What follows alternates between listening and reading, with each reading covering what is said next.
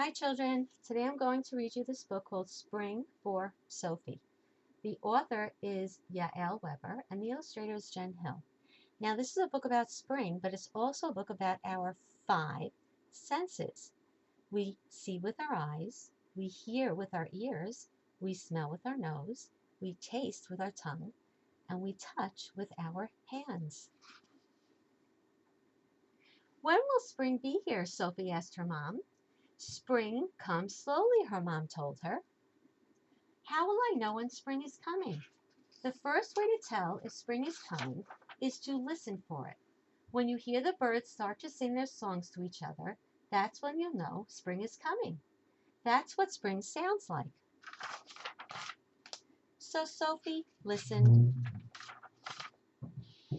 She listened in the mornings when she played with her sister in the snow, and she listened in the evenings when she helped her dad collect wood for the fire. At first, she couldn't hear anything, except for how quiet the world was when it was covered in snow. But one day, as she walked with her mom to get the mail, she heard the first chirps.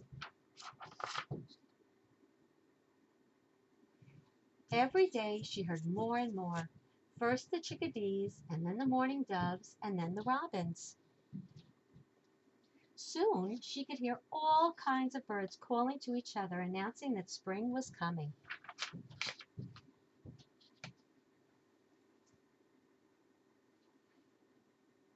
But outside, it was still snowy and cold. How will I know when spring is getting even closer? Sophie asked. You'll have to use your feet, her dad said. When you start to feel the ground get softer and muddy, that's when you'll know spring is even getting closer. That's what spring feels like.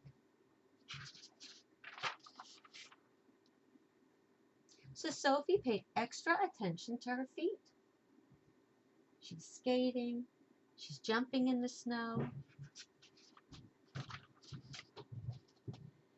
When she walked in the woods with her dad, the ground was still slippery and hard, and she had to hold her dad's hand. When she walked shadow with her mom, everything still felt icy. But then one day the ground felt softer than before, and the snow was slushier, and pretty soon her boots started sinking into the ground instead of slipping on top of it. Sophie felt spring getting closer. But it's still not spring, Sophie said, and she sighed when she had to put on her hat and gloves to go outside. How will I know when spring is really here? Well, Sophie, you'll have to use your eyes and nose to tell if spring is here, her mom said. You'll have to watch and wait until you see the snow start to melt. And you will have to wait until the air begins to smell like earth and rain. That's when you'll know spring is here. That's what spring looks and smells like. So Sophie watched. She watched as the ice melted off the lake, and as the snow turned into puddles in her yard. She watched as flowers pushed up from under the ground and showed their stems, and she watched as the new moss covered the rocks in the woods. She saw the world turn from white to green. And then one day, after the snow had melted, Sophie smelled the air.